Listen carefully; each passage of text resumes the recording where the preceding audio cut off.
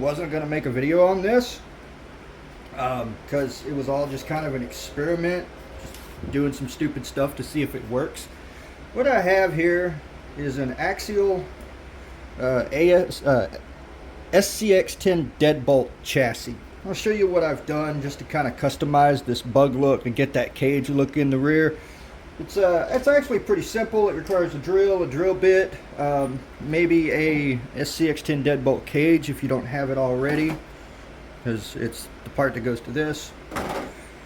Show you how all of this is set up, and without the body on, it looks kind of dumb. Alright, I'm not gonna lie, but you very rarely drive your crawler without a body on it anyways, at least I do, so it kind of covers everything up, and it actually meshes together really well.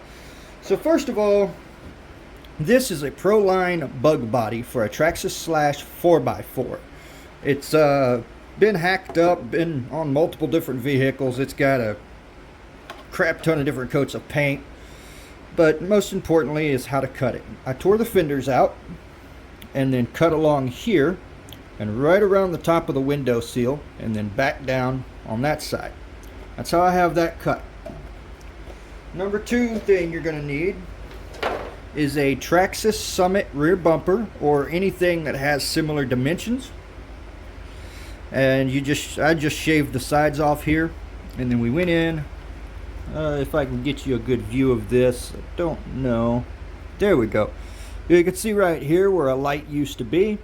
I drilled in from the bottom of the bumper out through the top, and then ran a screw to the back half of this cage. Now, talking about the cage, this is again axial SCX10 deadbolt cage. Originally mounts on this body, right? I cut it right here at this main post, right? And this is missing because I'm about to do more for you on camera, because this was kind of experimental. I didn't expect to be making a video out of it, but it works so freaking good that I just love it. I love, like, I'm finding a whole new fascination with this crawler hobby, because just like full scale, you can hack and fab and just go totally nuts with it. So, I cut that cage at this bar right here, and then again we just drilled holes up through the center of the bumper, fed a screw in, and bolted it down. That's all that holds this rear cage on here. It's not fastened to the rear body post. This is actually an extended body post that also came with the parts tree that came with the actual SCX10 deadbolt. So if you really wanted to, I guess you could zip tie this to the shock tower, or you know, whatever you want to do, but I just left it free because once the body's clipped down, it clamps it in and it doesn't move. It's real sturdy. So that's what I have done now. Go over that again. Summit rear bumper, axial SCX10 deadbolt cage, a proline bug body, or really any kind of body that you want to hack up, and the extended rear shock tower for the SCX10 deadbolt. That's it. That's all I've got into this. Just a couple of screws, hardware, a drill, and some drill bits.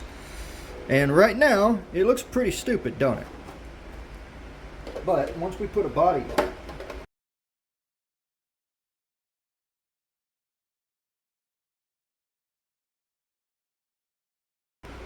now I'm not going to clip the front end down because I'm going to be taking this body right back off to show you what I'm going to do next.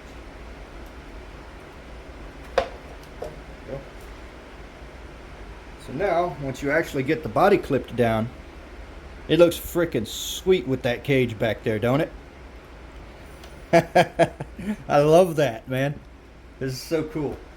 So, next order of business, and I'm aware this is not a crawler tire, it's a tire from a Slash 4x4, but we're going to make a way to mount a spare here so that we have another like extra tire on the back, and it'll make use of that cage. It'll kind of cover up all of this dead area in here, and just like look at it, man. It looks freaking sweet. I'm going to show you how I'm going to do that using another piece of the cage that I just clipped, and this parts tree comes with these things here. Now I'm not sure what they're for, but they fit perfectly. You've probably seen them if you're paying attention on the cage back here. Now I'm aware I could drill a hole through the cage, put a bolt through, and then just use a wheel nut to mount it. However, I kind of want a little bit of life in this tire, right? I want it to kind of wobble and move as you're driving along. So I've used those 2 cage clamps. All right, I'm going to take this bar, I've already marked it, we're going to drill 2 holes in it, put 2 screws through it, and nut them on the back side, just like that. If you wanted to, you could probably just halfway drill through this and thread some screws in from the back side. You know, flip this up, put it back there like that, and then thread your screws in, which might be what I do. And then we can fold it back down, drill a 3rd hole in the center between these 2 brackets, run a wheel lug or a bolt of some kind. Thinking I'm going to use maybe something like this, maybe something a little shorter, and just bolt it down with a wheel nut. And then we'll have a spare tire mounted that kind of flops around and, you know, moves while you're driving. Not the best for like balancing, because you know you got mass moving and stuff on a crawler. That's kind of yeah, but it will satisfy me, and I think it'll look really cool. So bring y'all back once I get all that done, and I'll show you the final rendition of it. Alright, so done a little bit of fabrication here. Go ahead and take this out. I'll talk about that in a second, but you can see how I put the 2 clamps on the cage and then just ran some screws into it. And then our spare tire. Somehow when I cut this, I cut it the right length, no joke, to just perfectly fit inside that rim. But there we go. So we're just going to, I'm going to run you through something here real quick. I didn't think about this, but this bar, this cage bar, is just about the same diameter as the screw that is needed.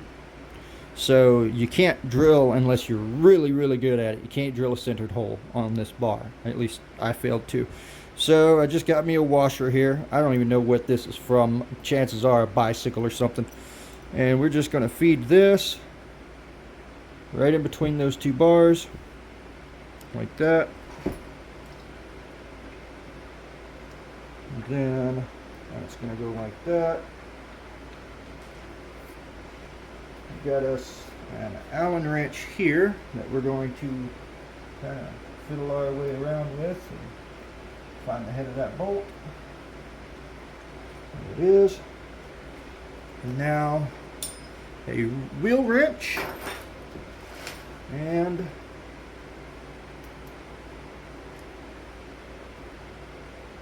yeah, man. There we go. Wheel nut. Now I'm using a nylon wheel nut, but there's also other things you can use if you want, like to go on Amazon or somewhere and buy like a scaled little tire accessory. But yeah, I'm just using a stock little wheel nut here. Oops, I bumped you. Listen, y'all gonna have to learn to stay out of the way now when I get to work. You can't be standing around. Bad enough you're sitting there breathing over my shoulder. Next thing you know, you're gonna be telling me how to do things. Oh, they're good. Not gonna come off. All right, let's get this body mounted back up. Yeah, you see how floppy it is without the body on it.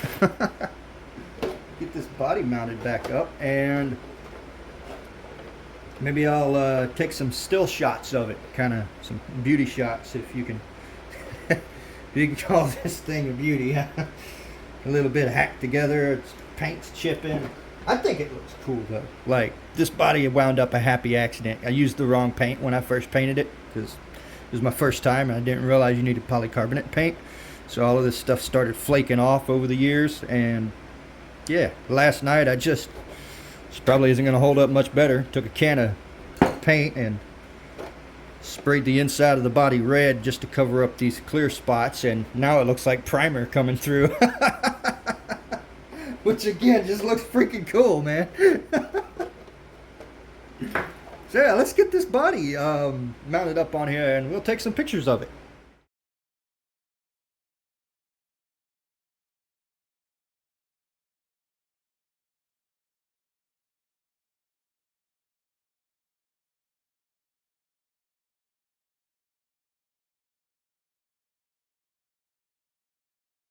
So yeah, there you have it. Finished product. Well, far from finished. There's probably still more I'm going to do. At the end of the day, this really is more or less a bone stock SCX10 deadbolt. And not an SCX10 2 or 3. It's the OG original first model. I've done some things here and there, you know, this and that. Relocated some stuff like battery trays and took the front bumper off, and I think I moved these shock towers. You can see where the other hole is. I moved them back and put some different links under it to kind of extend the wheelbase to fit the bug body, things like that, which wasn't really needed, but I didn't want to cut the fender out any more than I already had. But there is still a lot of stuff I can do with this truck. I mean, there's axles, there's front linkages, there's steering linkages, there's different tires, different wheels, different skid plates. There's a metric ton of transmission setups for these things. You know, electronics, receivers. I could put working lights on it if I wanted to. It's fairly simple to convert this to rear steer. You just buy a new axle with the same little Y-link here and put a servo on axle so you can do four-wheel steering. There's all sorts of cool stuff you can do with these trucks. So not the end of this thing. You'll see it some more, I'm sure. I just kind of screw around with it and add more stuff to it, because this is just the beginning. This crawler hobby has officially got me hooked, because the amount of crap I did, literally more or less for free, not gonna lie. The wheel extenders that I have on it I had to buy, and these links down here, the green ones, I bought aftermarket. But I do believe those are, let me think. Yeah, these green links and the hub extenders. That's all I've bought for this thing. Everything else I had just laying around. So, like, there'll probably be more I'll do with it eventually. But I want to thank y'all for coming and hanging out with me for a few minutes and just kind of, I don't know, taking a delve into my weird mind, I guess. I am just tickled at how well this worked, man. It looks so freaking cool. I love the cage and all the tubes and these useless linkages that I put here, and it just looks sweet, man. Get out there and try some stuff. If you got spare parts laying around and a crawler, or hell, anything for that matter, just have at it. Have some fun. Thanks for watching. See y'all next time.